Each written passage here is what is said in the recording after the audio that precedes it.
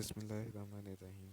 Class 9th mathematics में आज हम एक्सरसाइज नंबर 3.4 का क्वेश्चन नंबर 2, 3, 4 और 5 डिस्कस करेंगे, जो कि लॉन्ग क्वेश्चंस में पूछे जा सकते हैं। क्वेश्चन नंबर 2 भी लॉन्ग क्वेश्चन में पूछा जा सकता है। क्वेश्चन नंबर 2 में देखते हैं जी। क्वेश्चन नंबर 2 में वो क्या कहता है, अ गैस इज़ एक्सपेंडिंग। एक गैस जो है ये एक्सपेंड कर रही है according to the law P V raise to power N.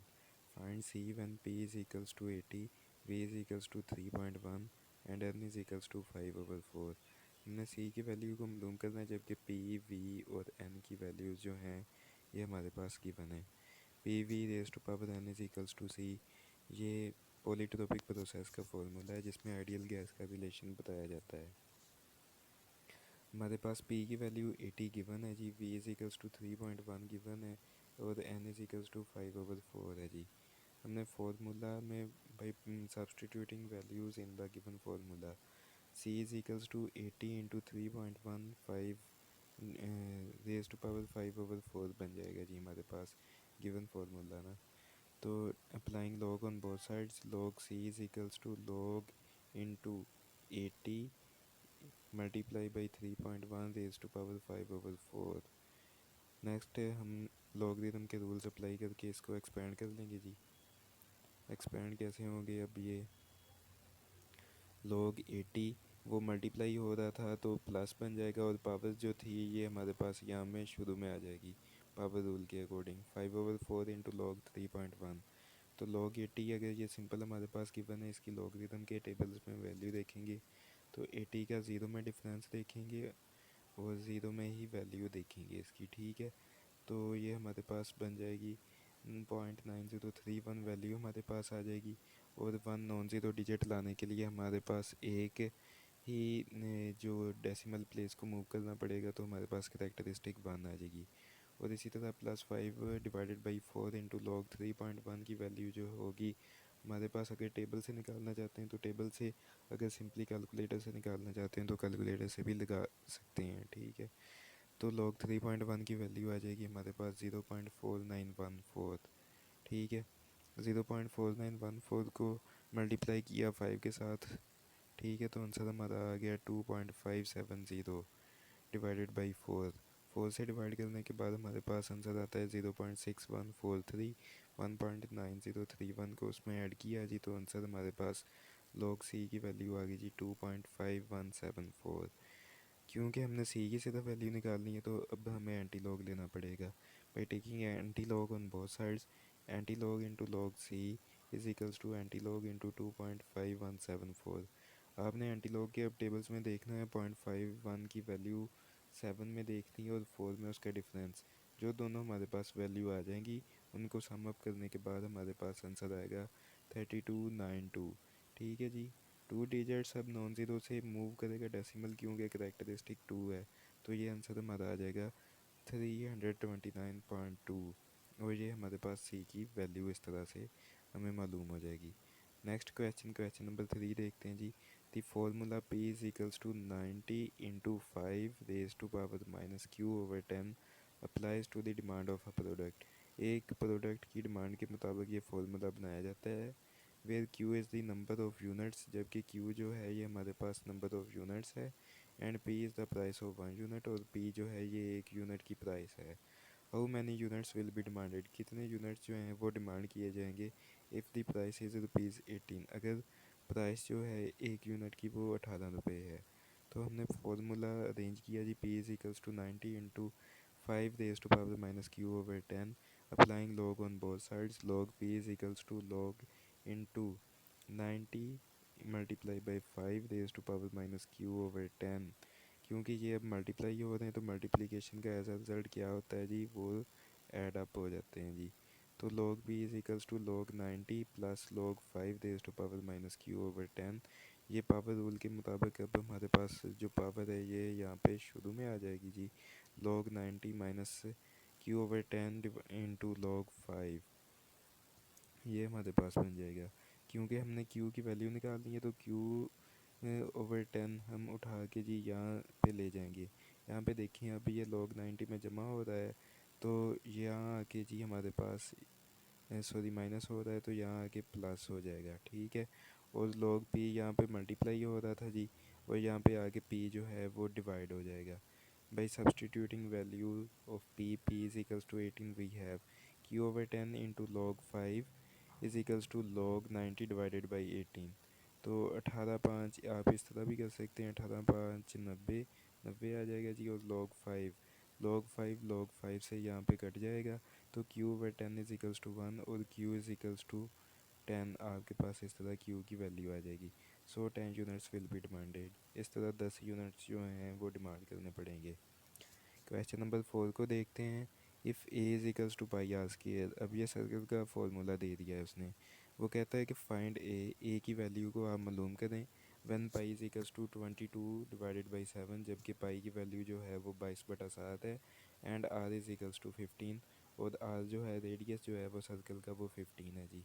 यानी कि हमारे पास लेट्स सपोज कि ये एक सर्कल है जिसका रेडियस जो है वो आर है, आर 15 है जी।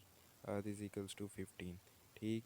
पाई की वैल्यू हमें वैसे भी मालूम है और उसने साथ में गिवन भी दे दी है, तो हमने पाई की वैल्यू को पुट करके उसका एरिया निकालना है जी लॉगरिथम के रूल के मुताबिक।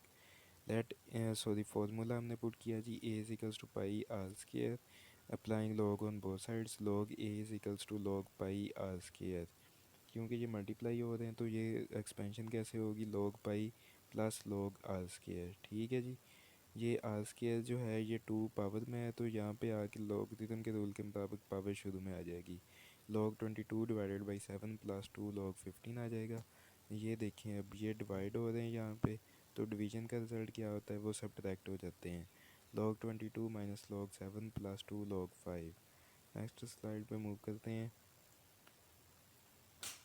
ये सारे का सारा जो है ये सिर्फ रूल्स के मुताबिक हमने रूल्स को यूज़ करते हुए हमने वैल्यूज़ को पुट करना है और साथ में एक्सपेंशन कर देनी है जी बस।